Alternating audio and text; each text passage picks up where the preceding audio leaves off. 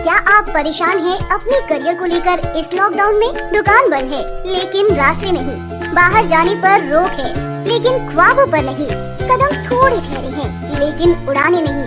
आपकी इसी उड़ान को बरकरार रखने के ध्यान रखते हैं आपके करियर से संबंधित हर एक बात का, चाहे हो मसला करियर का, एडमिशन का, या हो मसला स्कॉलरशिप या एजुकेशन लोन का।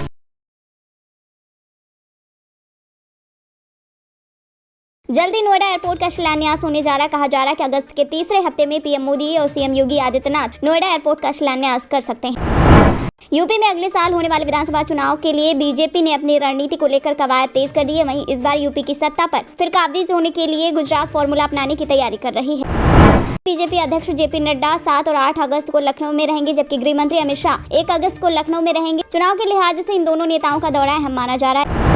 जानकारी के मुताबिक बीजेपी अध्यक्ष जेपी नड्डा 7 और 8 अगस्त को ग्राम प्रधानों, जिला पंचायत अध्यक्षों और ब्लॉक प्रमुखों से संवाद करेंगे, जबकि गृह मंत्री अमित शाह लखनऊ के सरोजनी नगर में प्रस्तावित UP institute of forensic science का शिलान्यास करेंगे। पीएम मोदी ने दूसरे हफ्ते भी संसद की कार्यवाही बाधित होने को लेकर कांग्रेस पर जमकर निशाना साधा और कहा, कांग्रेस न सदन चलने देती है और न ही चर्चा होने देती है।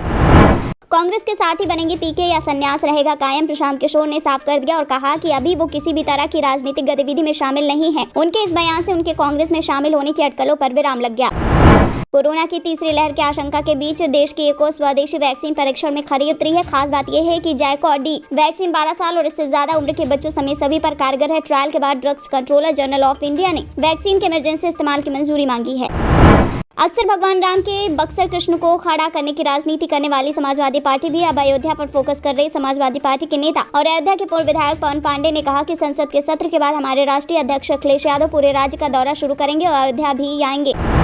दिल्ली के मुख्यमंत्री अरविंद केजरीवाल ने एक बड़ी घोषणा करते हुए कहा कि दिल्ली सरकार इस साल पद्म पुरस्कारों के लिए केवल डॉक्टरों और पैरामेडिकल स्टाफ के ही नाम भेजेगी।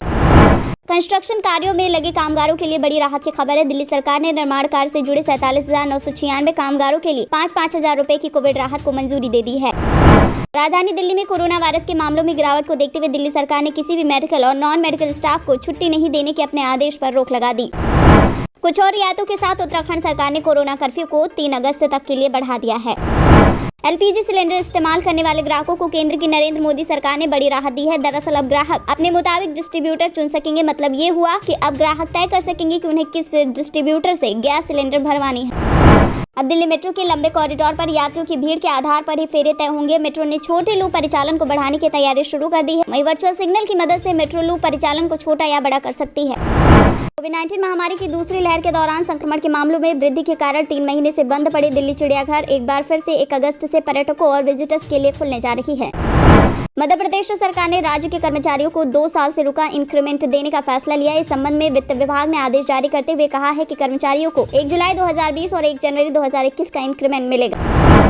बीजेपी पार्टी चाहती है कि चुनावी समर में उतरने से पहले संगठनात्मक ढांचे को दुरुस्त कर लिया जाए, ताकि लिहाजा अगस्त महीने तक सभी विभागों और प्रकोष्ठों में नव निर्वाचित संयोजकों और सह संयोजकों को अपनी जिलेवार टीम तैयार करने के निर्देश दिए गए हैं।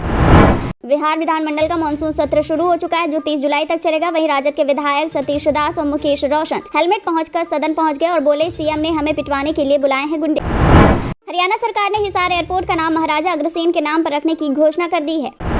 केंद्र सरकार द्वारा लाए गए नागरिकता संशोधन एक्ट के नियम अभी तक तैयार नहीं हो पाए। वहीं केंद्रीय गृह मंत्रालय ने संसद में इसकी जानकारी दी, साथ ही नियमों को गढ़ने के लिए 6 महीने का और वक्त मांगा है। कोविड की तीसरी लहर की बात करें तो देश के वैज्ञानिक सलाहकार ने यह दावा किया है कि सितंबर अथवा अक्टूबर के बाद कभी भी तीसरी लहर आ सकती है।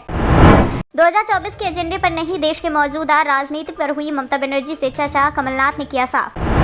इतना ही नहीं, अब सक्षम अधिकारी से पूर्व अनुमति लेने के बाद प्रदेश में राजनीतिक, सामाजिक, सांस्कृतिक, खेल, मनोरंजन व शैक्षिक समारोह का आयोजन हो सकेगा।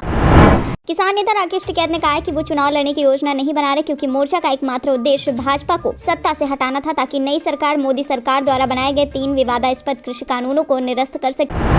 उत्तर प्रदेश की योगी सरकार सदियों पुराने 13 विभागों के 48 कानूनों को 31 जुलाई को खत्म करने जा रही है। विभागीय स्तर पर तैयार किए गए प्रस्ताव पर उच्च अधिकारियों की बैठक में सहमति भी बन गई है। दिल्ली हाईकोर्ट में एक जनहित याचिका दायर कर किन्नरों के लिए अलग टॉयलेट बनाने का निर्देश अधिकारियों को देने की मांग की गई है, ताकि वो यौन हमले एवं उत्पीड़न का शिकार नहीं बने।